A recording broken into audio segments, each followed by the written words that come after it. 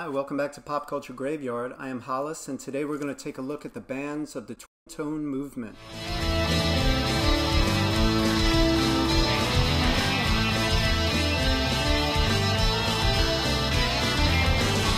Before there was ska, there was something called Blue Beat. Blue Beat got its name from a British label, Blue Beat Records, that would put out American-influenced Jamaican R&B. And they had records by people like Laurel Aitken, Prince Buster, and my beloved Desmond Dekker. So Blue Beat quickly became a catch-all for any kind of music that fit that description, whether it was on the label or not. And Blue Beat eventually evolved into ska. Ska had a much faster rhythm, much more of an emphasis on horns, and ska had a lot more energy. Ska eventually evolved into rocksteady, which was much slower, and then eventually lovers rock, which was slower still, and more emphasis on love songs. That eventually got slowed down even more and turned into the reggae that we knew from Bob Marley and the Wailers and those types of bands.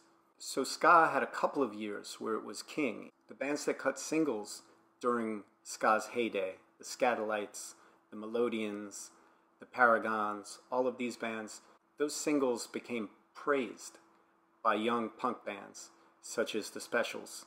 The ska resurgence began thanks to working class kids who were influenced equally by both punk and reggae that they heard being played in their integrated neighborhoods. Hailing from Coventry, which is sort of the Detroit of England, a bleak industrial town that had seen better days, the Specials began life in 1979 as the Coventry Automatics, then the Specials. Rock Against Racism concerts, which paired punk bands and ska and reggae bands, have been going on since 1976, and they'd be a really good idea today. So by 1979, the time had come for the bands themselves to become integrated. Here is the full-length record that began everything for the two-tone movement. And before I get going, I just want to say I'm going to focus on my favorite albums.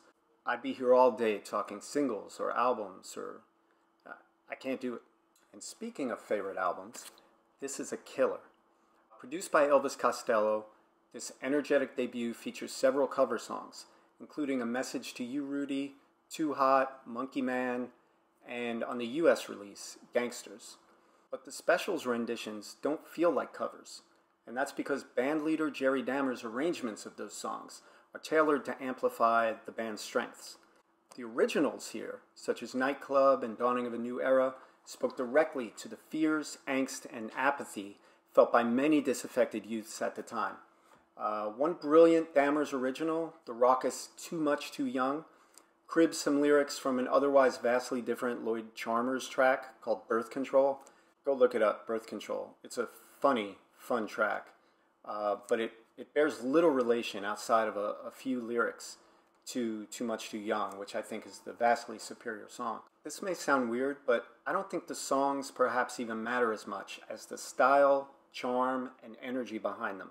Incidentally, speaking of style, you note the two-tone logo up here. This little guy had a name, Walt Jabsco. He's here on the label as well. Walt Jabsco got his name simply because Jerry Dammers had an old bowling shirt and someone had stitched Walt Jabsco over the pocket. Anyway, this picture of this really cool, clean-looking rude boy is based on an early picture of my beloved Peter Tosh back in his days when he was dressing real clean. And the Walt Jabsco logo and checkerboard pattern was conceived by Jerry Dammers and was carried out by Chrysalis's art director named David Story. Not many albums started a movement. This album can claim that. The first single by the Specials had a B-side, which was an instrumental track called The Selector, by a band called The Selector, except The Selector did not exist yet. It was just a guy who came up with this great song. So later, when two-tone started to attract attention, they wanted to sign The Selector. So The Selector quickly got themselves together into a band and put out this fantastic debut, Too Much Pressure. Considering that the band themselves weren't happy with the production on this debut. It's held up remarkably well. The selector would often get neo-Nazis and racist skinheads at their shows who would be Sieg Heiling, and their lead singer, Pauline Black, who was both female and black, so she had to deal with a lot of crap. She stated that her song, They Make Me Mad, concerns the divisive rhetoric of the privileged. Listen to this album. This is the American release. Songs like 3 Minute Hero and On My Radio, they haven't lost any of their charm today. Which brings me to my favorite band to come out of the two-tone movement, the English Beat, or in their own country, the Beat. The English Beat took a lot of cues from the Specials. So when they left the label, they didn't defect to a larger label like Stiff Records, like Madness did. They held out for their own record label, and they got it, Go Feet, featuring the Beat Girl as their logo, and it allowed them to have their own unique look to their product and a uniformity across all their releases. Go Feed had deals with both IRS Records and Sire Records here in the States. You can instantly tell an English Beat song a mile away, thanks to two unique things: the dueling voices of Dave Wakeling and Ranking Roger, and the unique sound of Saxa, the 50-year-old gentleman who plays saxophone on all their albums. His distinct saxophone tone doesn't sound like anyone else. It's a very unique sound. Mix that with one of the best rhythm sections in music, and this band is a killer. Their debut, I Just Can't Stop It, comes on like a non-stop best of LP. Songs such as Mirror in the Bathroom, Twist and Crawl, Hands Off She's Mine, they urge you to dance and sing along. As with most two-tone bands, there are a few classic ska covers on their debut, but the strength of the band's originals proved that they were about to leave covers behind forever.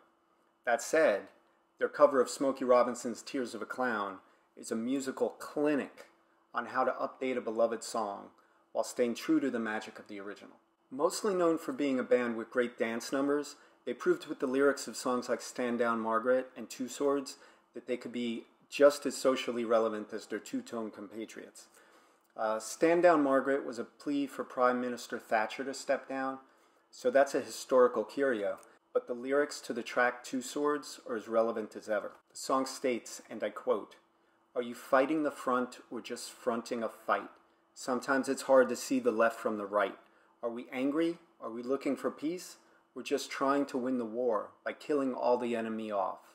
I know we all want to escape right now, but it would be nice to escape into music that still had socially conscious lyrics.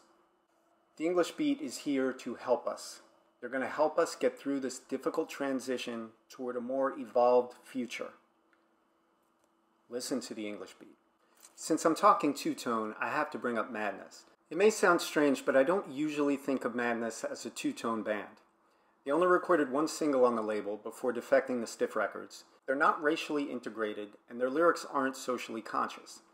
During their brief relationship with Two-Tone, the band were primarily a covers band, especially fond of Prince Buster numbers, such as The Prince and the track that gave the band its name, Madness.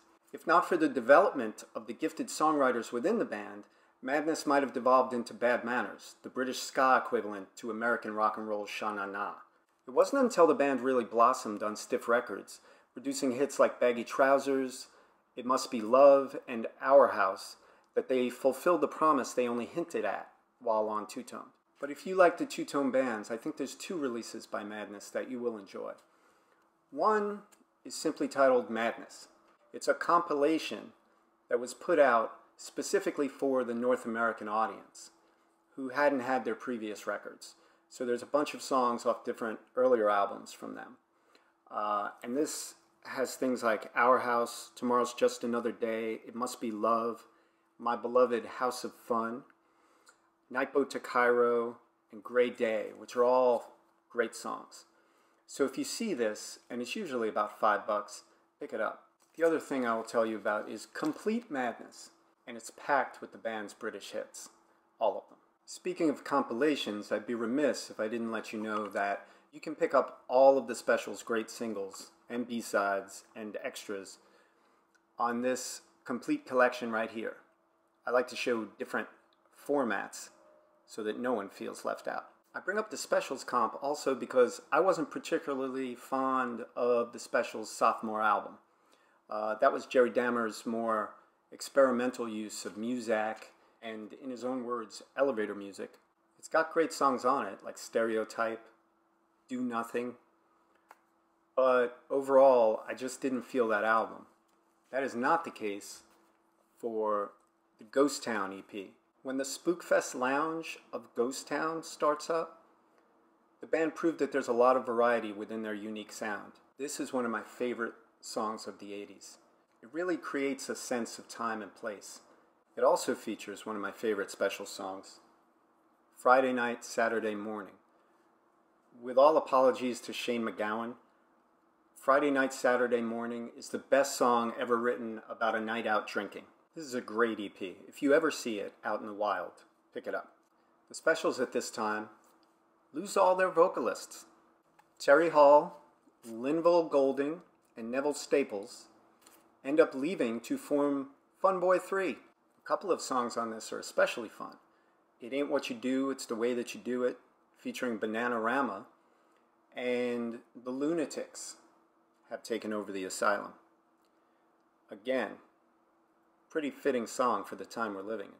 They later came out with another one, which I'm particularly fond of, Waiting, and it features a fantastic rendition of Our Lips Are Sealed, which you may know by the Go-Go's.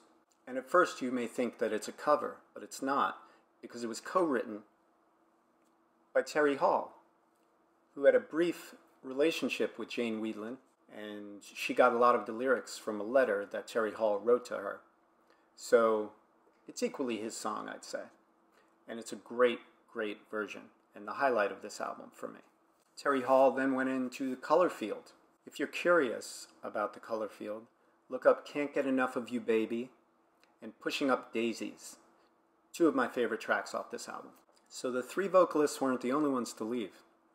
The bass player left, the guitarist left, and the drummer left. So it's pretty much Jerry Dammer's all by himself. And what does he do? Does he start a solo career? No. He comes out as the Special, AKA, with another great album. Due to forward-thinking musicianship and socially conscious lyrics, this band's catalog has aged like fine wine. I want you to go right now and play Racist Friend off of this album. Has there ever been a better time for the song Racist Friend? Dammers also happened to write one of the greatest protest songs of all time, Free Nelson Mandela, which helped bring significant attention to the jailed civil rights leader's plight. Incidentally, just in case you thought Jerry Dammers might have lost his sense of humor, being that there's so many protest songs on here, one of my favorite tracks on this LP is called Girlfriend. And basically the lyrics are, the thing I like most about you is your girlfriend. And it's a very, very funny track, so check that out. Outside of album opener, Doors of Your Heart, I didn't really feel a lot on the second album, By the Beat. It's still better than most, but it's just not a favorite of mine. So I'm going to focus on Special Beat Service, their third LP and their final one. Showing major growth as songwriters and players, this LP is the Beats' masterpiece.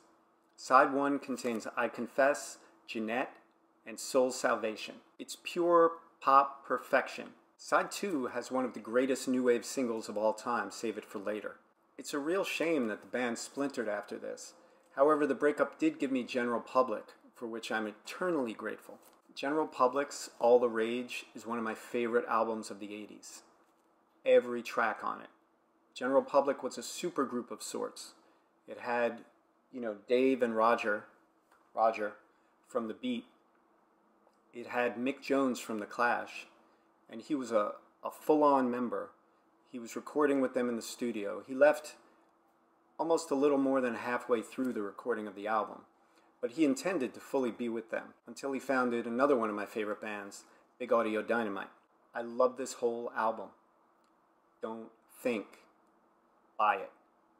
And finally, there's What Is Beat, which I think is a great comp. Even if you don't want to go further with a lot of the bands on this, get What Is Beat. Every song is killer. It's got some great B-sides. It's got things like Stand Down Margaret and Get a Job, and it's just a heavy hitter.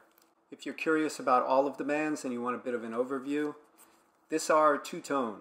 This compilation of various two-tone artists is how I discovered people like Rico Rodriguez, who has a song called Jungle Beat on here, which is crazy. But all the bands are represented. The Selector, The Beat, Madness, and of course the Specials. And a great design as usual. Another great thing about the ska-punk movement was the resurgence of interest in the original artists. And so people like Trojan Records were putting out all of these fantastic songs in their original versions. So you have bands like the Skatalites and the Melodians and the original versions of Skinhead Moonstomp by Simmerip and Longshot Kick the Bucket by the Pioneers. And without the ska-punk resurgence, you wouldn't get bands like Operation Ivy or No Doubt or Sublime. So this wasn't just one of the most exciting musical movements. It's also one of the most influential. I hope you enjoyed this week's episode. Please subscribe, and I'll see you next week.